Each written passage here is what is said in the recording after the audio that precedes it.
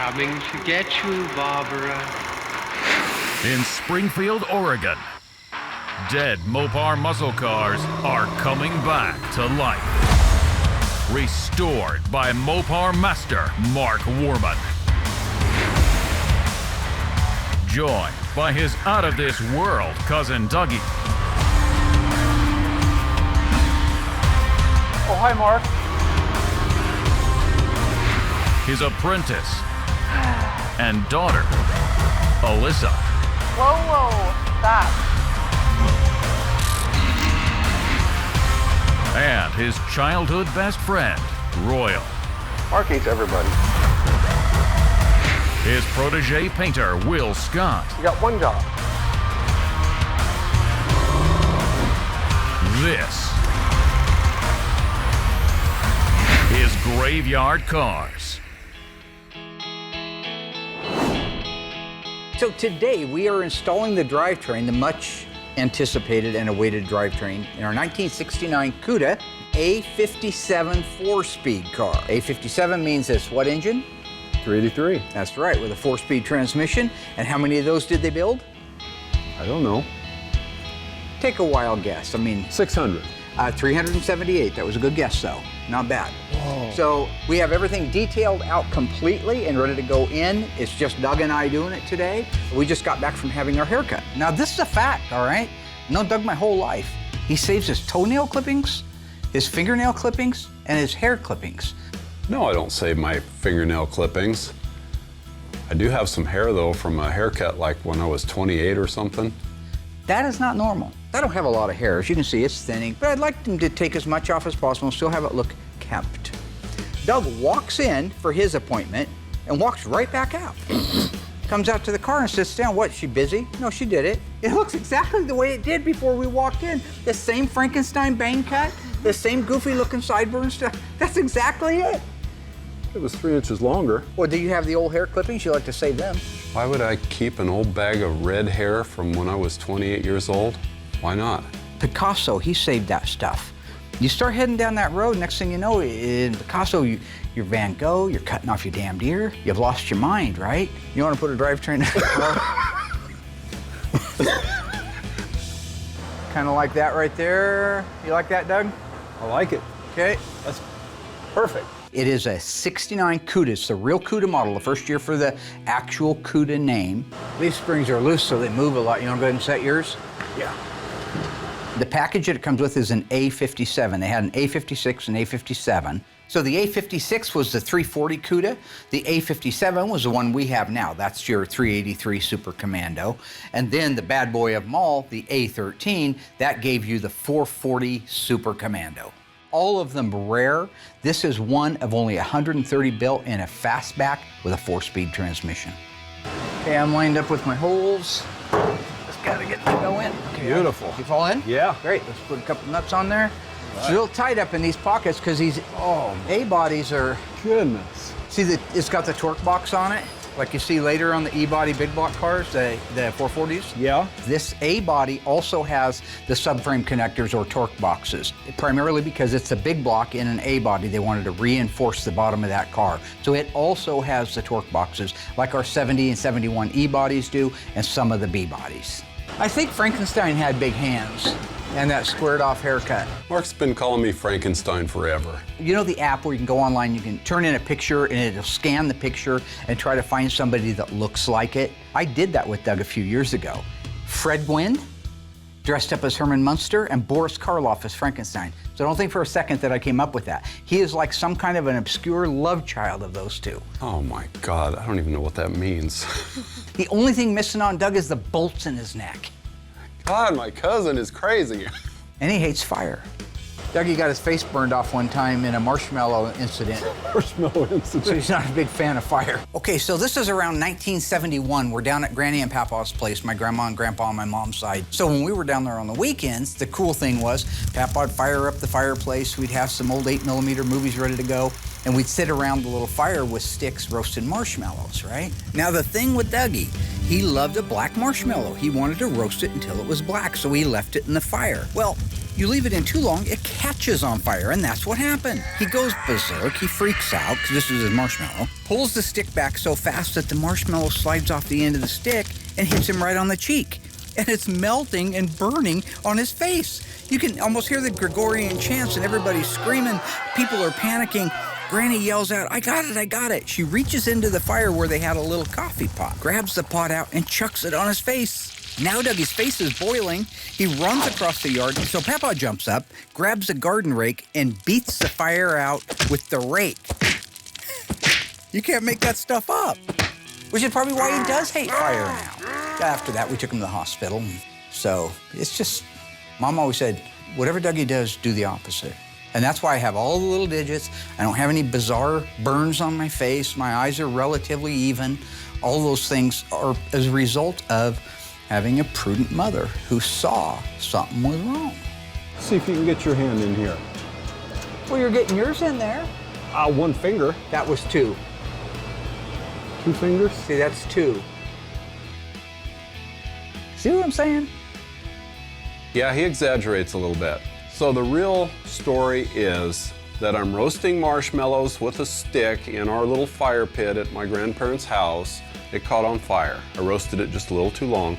So anyway, I pull it out of the fire, blew the fire out, and I wanted to finish toasting the other side. Well, when I pulled it out again, it flew off the stick, stuck to my lip on fire, and burned my lip pretty bad. Even though his story was a little bit over the top, it was pretty funny. Could you used to have the car come down a little, or is it good for you? My side's pegged. Okay. You can lower it more. Now, A-bodies have a unique rear shackle mounting. Instead of the holes that are built into the body like you'll see on an E-body and you see on a B-body, the A-body uses a perch, almost similar to a front leaf spring perch, that actually bolts onto the body. So you have to have those, they have to be in good condition, cleaned up and mounted into place before you can hang the shackle into it. That's better. Thanks, sir. But it's just an interesting side note. If you haven't done an A-body, there's a lot of different things on it over the B-body and the E-body. Pretty cool stuff. We had our Gabriel Classic shocks here all ready to go on. These are the ones we put on all of our cars. A-body uses a different rear shock. I know all the A-body guys out there right now, you're an idiot. You should know that. You say you're the Mopar master. Oh, okay, I don't do a lot of A-bodies. So we can't put the rear shocks on because we don't have them. Okay, live with it. We're gonna lift the car up off the cart, and then we're gonna roll the engine in place. In your own words, just tell us, what's it like working with Mark? I don't want to be honest. We're having a pretty good time working together, and he just gets a little carried away with his stories sometime, and that does get to be exhausting. As soon as he gets done playing. So anyway, working with Mark is a lot of fun. Remember in The Shining when he's all nuts? He's,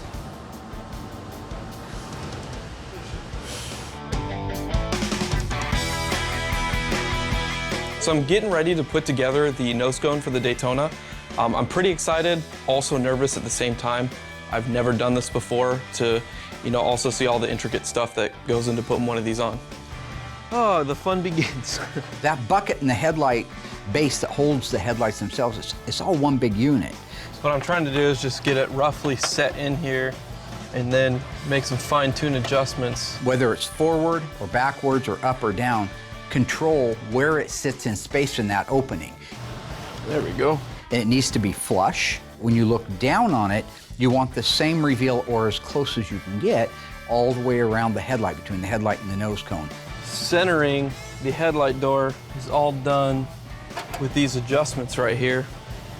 Really difficult. So taking one of these nose cones apart is a lot more fun than putting it together. Taking it apart, it's all old paint, so you're not really worried about scratching paint. But putting it together is a lot more difficult because you gotta be careful with every single thing that you do, that you don't scratch it, have to get it repainted. To be able to see all the parts that make it up, how intricate it is, how really advanced for its time it was. And when you consider they only had a few months from conception to have the car done and ready to race at NASCAR, it's really an engineering marvel. The two big brackets, they are huge, they're massive. They're called Z brackets because they're shaped sort of like the letter Z. That's the main structure for that front end. It bolts onto the nose cone and then it bolts onto the frame exactly in the same position that the front bumper would bolt on. So there is all your integrity. Other than that, it's across the top of it where it marries into the latch tray. Those are the things that hold that great big heavy nose cone in place, which is why it wasn't considered a 5-mile-an-hour bumper. Oh my goodness. On top of the fact that it would just crush in if it did get hit at 5 miles an hour. The park lamps are from a 1969 Plymouth Valiant. That's the car that those were borrowed from, because remember, they didn't have time to go out and make a brand new park lamp for this front end. Cool, cool. In 1972, this car was wrecked. It had another nose cone put on it. Now, back then, you could go into the dealership and buy the nose cone, buy the grill piece. The grill, if you look carefully, that's in this car and has been since 1972, has hexagon openings. Little hexagon, look like little stop signs. That's the pattern of the grill. The majority of the Daytonas were an oblong-shaped opening. Tony D'Agostino's Daytona had the hexagon, this one and a few others, but for the most part, the majority of the Daytonas, like Tom Partridge's red 69 Daytona that we did a few seasons ago, that had the more common rectangular one. Just an interesting note if you're at a car show. So I'm pretty happy I got the nose cone built out. It's ready to go on the car. Justin did an excellent job building out the nose cone for our Daytona. There's a lot of pieces I had mentioned before, a lot of detail, a lot of accuracy, but he built it out to perfection. And where we're at right now is it's time to install it on the car. I've been waiting a long time for this to get mounted on the car, so it's gonna be, just another learning process. And that's the last major piece before this car gets to fly home.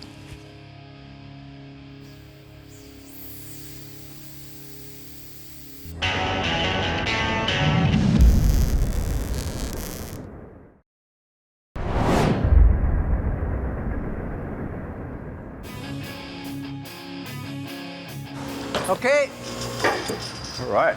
let's get that K-member moved under there. We have the rear axle assembly installed so it's counterbalanced. Right, Dougie? Yep. And you're ready to install the drivetrain, the front? I am. K-member engine, transmission? Uh-huh. Think they're gonna go in smooth?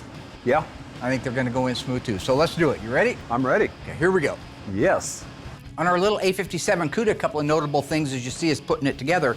Those valve covers, you think, why did they put chrome valve covers on it? That's hokey. Why doesn't it have the original painted valve covers like all the other engines that we do? Because that's factory. If you got a 69 Cuda 383 big block Cuda, or I believe it's even true on the Formula S, but I'm not 100% sure of that, they were chrome valve covers. So we had to seek out a set of original chrome valve covers, have them re-chromed and put them on this engine. I think that fan should just barely clear the core support. What do you think? Oh boy. Yeah, that's gonna be. Okay, I'm gonna go ahead and lower down. Yeah. Okay, I need to shift her over a little bit, Mark. Remember when Jack was down in the bar with his imaginary bartender? Uh-huh. Yeah. Lloyd. Lloyd. Yeah. That was great. Sorry, guys. I'm getting old. I'm winding down, running out of material. This is my 14th season, 10 years. It's a lot of comedy. So another really cool thing is on the big block A body, the 383 and the 440 cars, the exhaust manifold on the left-hand side is very unique. See that cool exhaust manifold? I love it. I do too. All right, here we go. It flattens out as it goes around the steering column to almost nothing. Those are super rare and super expensive to find when you can because nobody reproduces them and they only built a few of these cars in the beginning. Cross members going on. Okay. I was a little bit concerned with the installation of the drivetrain and the Cuda from a standpoint of fitment because it sounds like an awful lot to put that great big 383 in a little A body. Did it go on? Okay. Crazy. Yeah. Things lining up like butter. Like a glove. But it went off without a hitch. Everything lined up nicely. Should put big blocks in A bodies all the time. Can't believe it, but it looks like they're lining up over here. Part of it is the fact that you're prepared for that. We're professional, so we have everything ready to go into the car. You have your pony bar? On the cart over there. The other thing is working with the guys that I get to work with, like Doug. Needs to go back a little bit. Mine too. We know that just a little movement here is going to give us the correct alignment that we need. There it goes. But at the end of that day, once we had everything lined up and lowered the car down to line up the holes for the K-member bolts, they threaded in by hand, literally. Okay, there you go, bud. Wow, that was the easiest one we've ever done in our entire lives. That's crazy. Same thing for the cross-member bolts. He's just hooking the front shocks up now, and you're lined up on your side? They're in. Wow, beautiful. Absolutely one of the easiest drivetrains we've ever installed. Okay, going up, keep an eye on it, make sure it doesn't fall apart. I'm watching, I'm watching. Good? Yep. You remember that time you and Andy and Sandy went to that toga party? Yeah. That was awesome, huh? Why didn't you go? Wasn't invited. Maybe they didn't let people in with dead dads. Or tumors in their feet, or maybe they have Osgood slaughter and they can't go to a toga party. I mean, he's done that character so hard and so long that it's almost him. What, you guys run around chanting, Osgood, Osgood, Osgood? I don't know what that means, okay? Osgood slaughter. Not a lot of people have it, but the people who do have it know what it is. And I've taken the liberty to write down because people think, well, you made it up, Osgood slaughter. No, it's a real thing. So if you look it up, you'll find here, I got it written down, patellar ligament at the tibial tuberosity. All right, that gets swollen right there. So you can't see it, but that's the knot on the front, all right? When I was 14 years old, I first discovered I had it because I was sitting at Burger King with my sister and her girlfriend, Paula. Paula was one of those weird kids always swinging their damn feet and legs underneath the table, right? So I'm sitting there eating my little Whopper. Her little legs is going underneath her. Well, it goes too far and she sticks a hoof right into my Osgood slaughter. Sent me right through the ceiling. You kick a guy in the slaughter, man, and you get his attention. It's the next best thing to a nut shot. So you just remember that, ladies. If you have a husband with Osgood slaughter, give him a good kick right there before you go to the last alternative. So all we got to do now is just raise this transmission up. You see that, camera boy? Back in season 2, I took one of the camera boys for a ride in my new SRT Challenger. Scared the crap out of him. You ever been 200? No. Want to? I don't know. One of the funnest things from here, after this thing's all put together and rolling, is we get to do the stripes on it. You guys see this blackout right here? Yeah. That's all part of the A57 package. It gets a stripe down the side of the car and down the center of the hood and over the header. Nice. The graphics on the 69 Cudas. This is a wild combination. The only other time I've seen this much in the way of graphics mixed in with actual paint to make it up was the Rambler Scrambler. I did one of those cars years ago, and that was part paint and part decal. In this particular case on the Cuda, the front and the rear valances and where they wrap around the corners is paint, but the rest of it, the rockers, the bottoms of the doors, the back edge of the fender, the leading edge and the back edge of the quarter panels is all decal.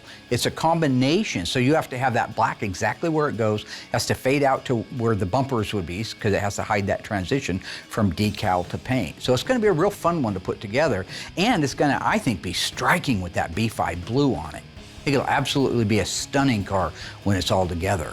So that is a complete wrap on the drivetrain install of our 69 Cuda. This is our A57, one of 130 made with 4-speed, fastback B5 blue black graphics on it. With all of that done and wheels and tires and now a roller, we can get it sent over to Stan's Upholstery, have the headliner put in it. When it comes back, this will be a fairly quick put together because one of the biggest components that goes to the interior of that car is the dash assembly.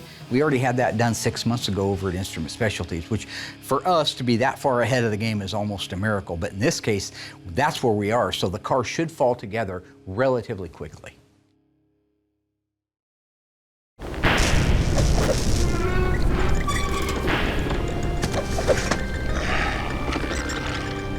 Back in season 6 of Graveyard Cars, we restored this gorgeous blue 1967 GTX convertible. What engine did it have from the factory?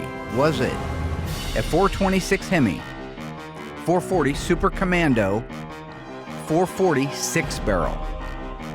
If you think you know the answer, stay tuned after the break. We'll let you know.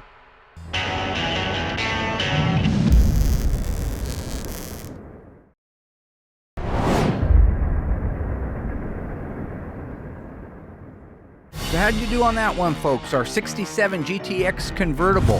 What engine did it have? If you said the 440 6-barrel, Well, you're wrong on a multitude of levels. This car was a 426 Hemi car. 440 Super Commando was standard, and those were the only two engines you could have got in that car. The 446 barrel didn't get introduced until mid-year 1969. In addition to that, this car had a white convertible top. It was a blue-on-blue car and a 4-speed manual transmission. So we finally got our 1971 Cuda, the one that burned up, the Phoenix Cuda they named it. 1971 B5, 71 B5 is different than the earlier years. It's a little bit darker. So what Will's talking about is the difference between the B5 Blue in 70 and the B5 Blue in 71. Well, first of all, just to be clear, in 1970, the B5, the actual code was EB5. And the reason for that is the introductory year for that B5 Blue was 1969. It's letting you know it was introduced in 69. The B5 Blue you see on the fender tag in the broadcast sheet for the 71 Cuda is GB5 because the introductory year for that new color combination, that new toner, was 1971. G represents 71. E69, F70, like my FK5 burnt orange Charger, that F meant 1970. So the G means it's a 71. So if you actually look it up, GB5 is a different formula and darker than EB5. It's ready for our final primer. We're not pre-painting anymore, so we're doing one extra step by doing the primer to avoid the pre-paint. So I've noticed that Will's just lost his damn mind now. He's not even the same young guy. If you look at the old pictures when Will worked for me, clean cut, good looking young guy, hard worker, you know. He was like that all-American guy type of thing, and now he's just nuts. And I think part of it is he grew up watching wrestling. I know that a lot of you won't recognize the obscure reference, but I'm telling you right now, between the pencil hanging down, the crazy-ass long hair, the weird, wild beard, he's gonna be wearing a rubber band in his beard and on his cheek very soon, and I'll tell you why. Captain Lou Albano. He thinks he's Captain Lou Albano. So, if you don't know who that is, look it up. He was in a Cyndi Lauper video. Girls Just Want to Have Fun. We've masked it up.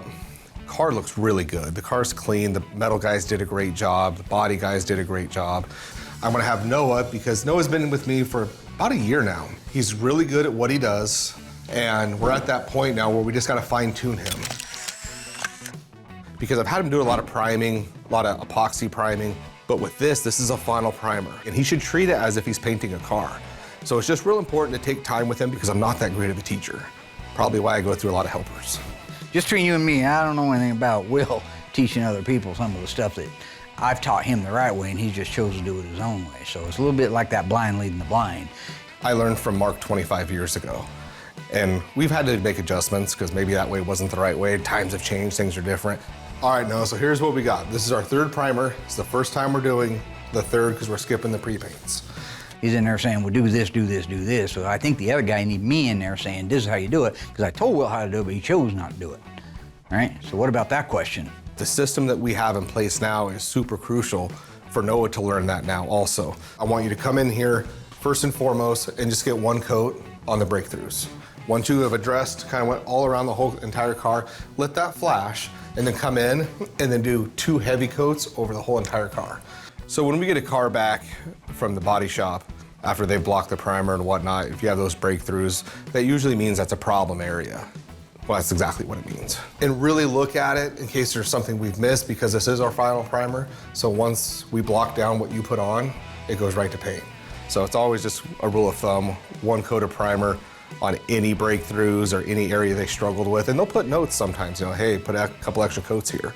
All the breakthroughs, just 1 good coat, and then 1 whole coat, then come in and do another coat.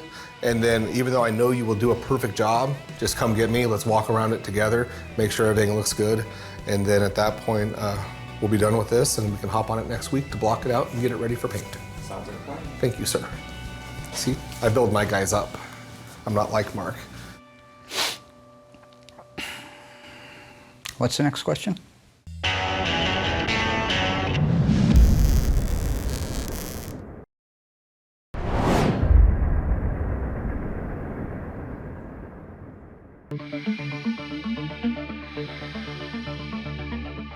The primer that we use, it's a slow primer, it's a thick primer. You can't use infrared on it. You can bake it, and when you bake that, it dries the top surface, but it's not fully cured. What I like to do is set the booth, 60, 70 degrees.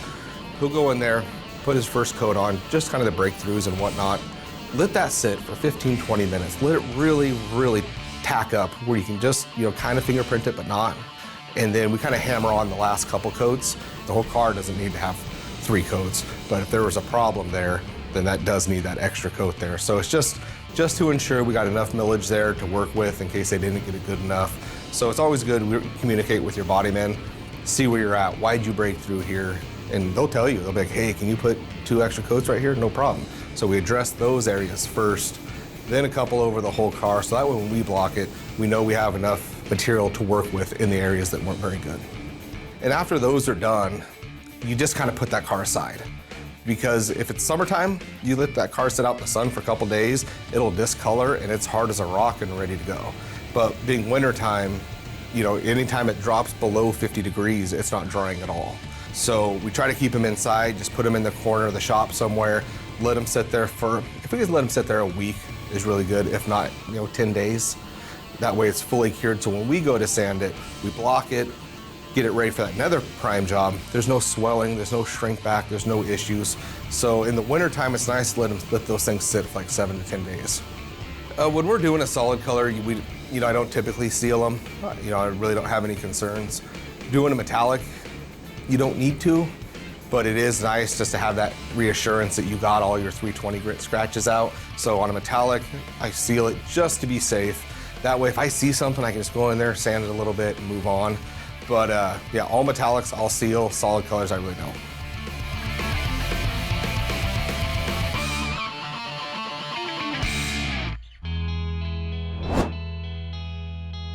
So today I'm going to put the seats in the 1969 Dodge Charger Daytona. This is one of the last final steps that I got to do for the interior. So it's fun for me to be able to watch the second Daytona Charger being done at Graveyard Carz. Now the first one we did was Tom's Charger Daytona, which was R4 red with a white interior and a white stripe.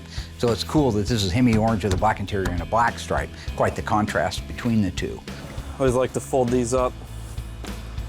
Makes it a lot easier when you're trying to put the bottom seat in.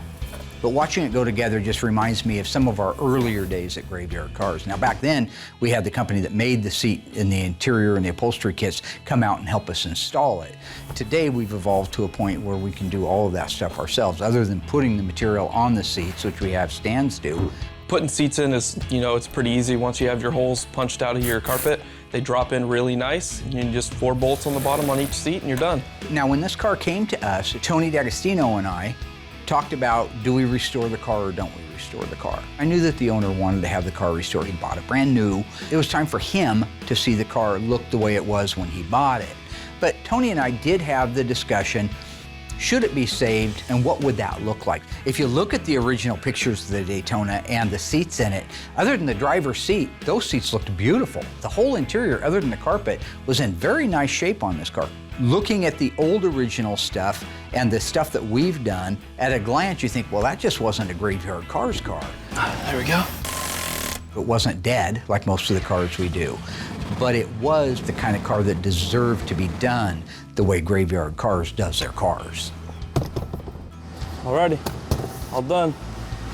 So I just finished putting the seats in the Dodge Daytona. I'm pretty happy with how it turned out. And now that I got the seats in, I can just finish wrapping up the rest of the interior.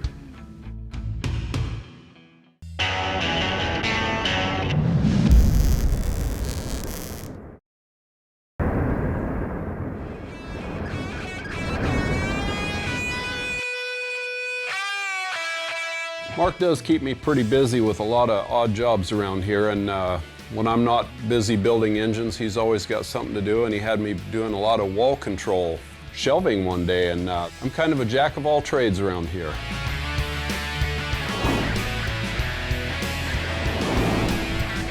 Our 69 Dodge Charger RT 4-speed car is going away. Now, I bought this car for the purpose of an investment.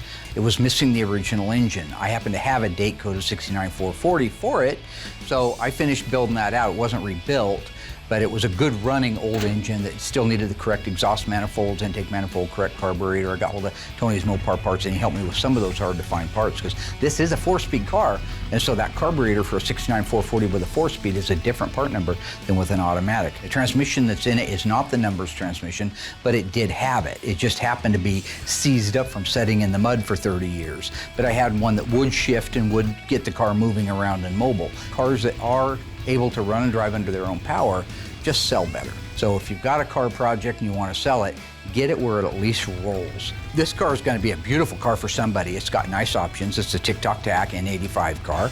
It is B5 blue, black top, black interior, 4-speed. All those things, when you start talking 68, 69, and 70 Charger, make it extremely desirable. So I'm looking forward to watching the progress to the gentleman I sold it to as it begins to come back to life again. So we don't have to fix them all here at Graveyard Cars. Sometimes, just sometimes, we can let somebody else have a piece of the pie.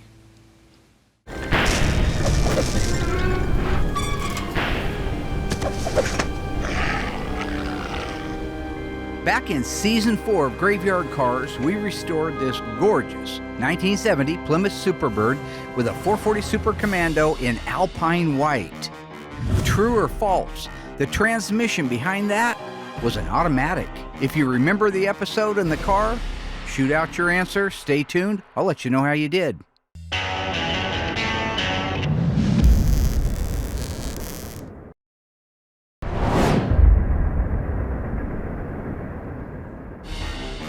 If you remember the 1970 Superbird from season 4 with a 440 Super Commando Alpine White, then you should remember the transmission. If you answered true, you're absolutely 100% correct. One of 626 Plymouth Superbirds made with a 440 Super Commando and an automatic transmission. Our Superbird featured EW1 Alpine White with a black vinyl top, black interior with silver highlights. That automatic, by the way, it was shifted up on the column.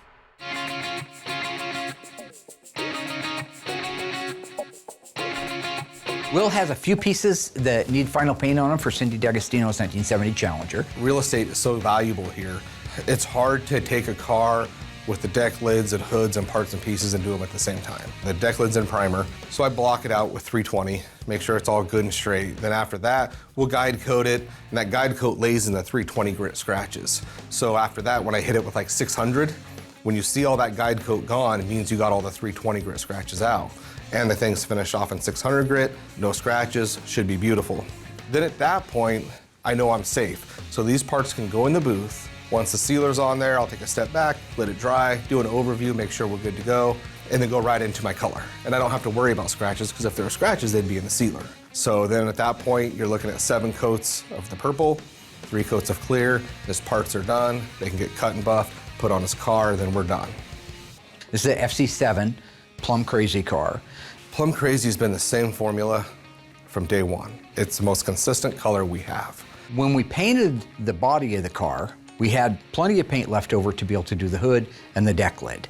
But then, somehow, miraculously, we didn't. We didn't have enough. Throughout the process of Tony's car, I go to mix more paint to shoot these parts. I'm missing a toner, call our supplier, it's discontinued. One of the toners has been discontinued because it was a lead product. So they give me a new formula. Not anything disparaging, but it is not exact. It's not even close. And it certainly doesn't match Cindy D'Agostino's car. So he gets on eBay, finds that toner, we're able to mix it up, get Tony's car all the right color, looking good. If you're painting the whole car complete, then the new formula with the new toner and it's fine, because it's just a shade difference. You'd really have to have the right one sitting next to it to know it's not right. But when 90% of the car is painted in one color and you come back and paint a hood and a deck lid, 2 of the biggest panels on the car, yeah, it needs to match.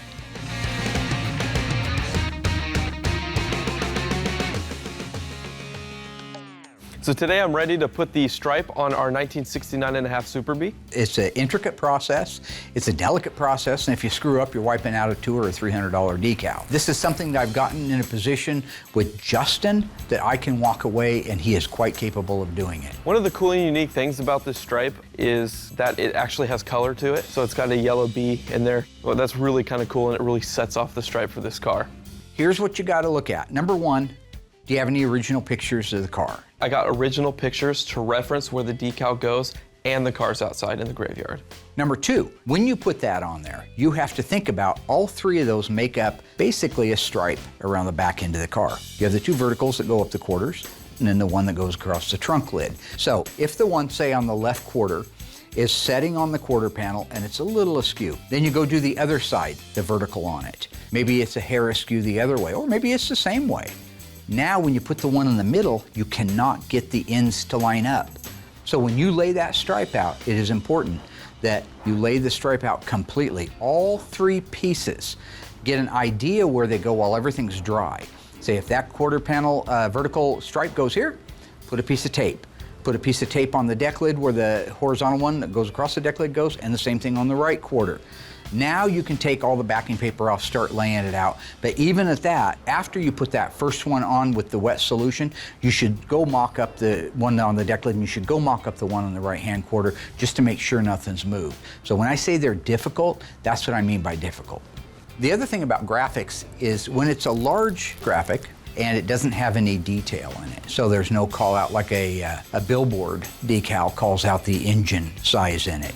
Well, where all those call outs are for 383, say, there's a lot of detail in there. There's areas that are cut out and there's no backing to them. So when you go to lift your backing paper off, you can lift part of that letter off. A Bumblebee with this cute little multicolored Scat Pack bee in the middle of it, it has little wings and little legs and things that like to pull up because there's not enough meat there to hold them on the panel if it's not completely dry. So you gotta be really careful installing these decals and make sure everything lines up and flows into another. Hey, you wanna give me a hand really quick? This thing's a little bit long for my short, stubby arms.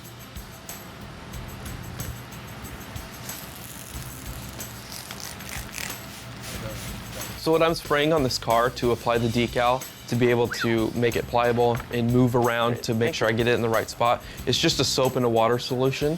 You just put a little bit of soap in a bottle, fill it with water, mix it up. It gives you enough time to be able to move that decal around before it really adheres to the car.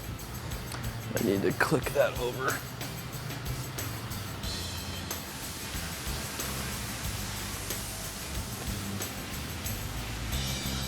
This guy. So when that decal is on and you can pull all the backing paper off, it's the best part because it really makes that car pop. When you talk about an F6 green, it's a beautiful color, spring-only color, gorgeous, but it's kind of plain till you see that Bumblebee stripe on it. So the Bumblebee makes the back half pop. That black hood is going to make the front half pop.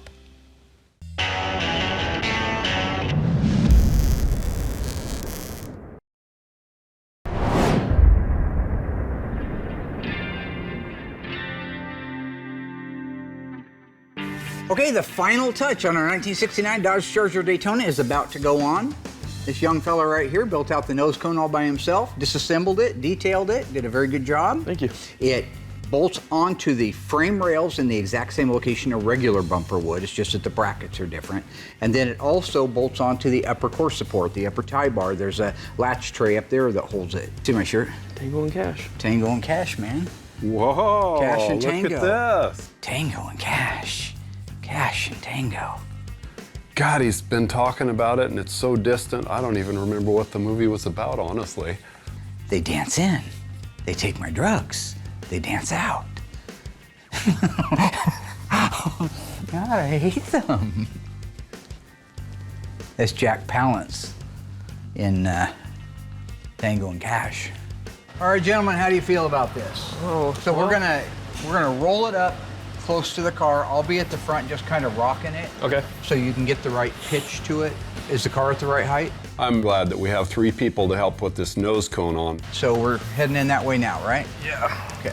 This is a very bulky assembly. Just tell me, I can't see anything, so you gotta tell me if you want me to tip I think it that's up. pretty good on my end. How are you looking over there, Doug? Pretty good. Okay. That thing is way heavier than it looks. Having it set on that table to basically bear all that weight so we can align it, lift it up into place, and put our bolts in. So to get the lower Z brackets that I mentioned earlier lined up with the holes perfectly, because they do have to be lined up perfectly for you to even start the bolts, it's just a little bit of movement here, a little bit there. Right back. Do I need to raise the car up a hair more? Yeah, probably. Just an Probably a inch, couple maybe. inches, yeah. Okay. But you've also got this great big nose cone that is made of steel, that's true, but it's also had body work all over it. It's smoother and much nicer than it ever was at the factory. Well, if you lift too hard in an area and it flexes that and cracks your filler or cracks your paint, you're right back to the beginning. Yeah, it's a little off, it'll rock, but we don't want to put it cracking anything. Okay. Let's make sure the rubber down below, Doug, doesn't get caught below the nose cone.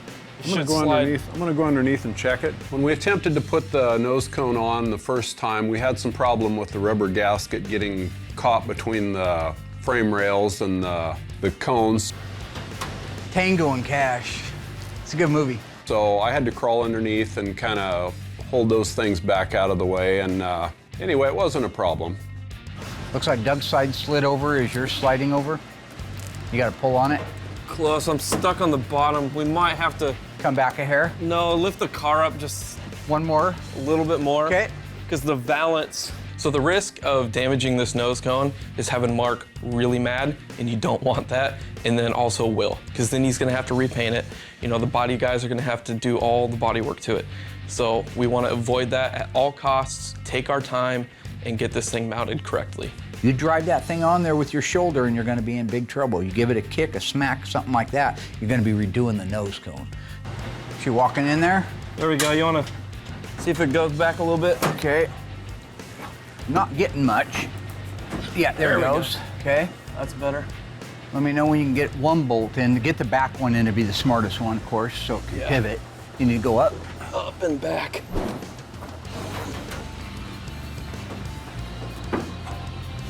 Got about a ½ an inch till I can get a bolt in there. Okay. A little bit more.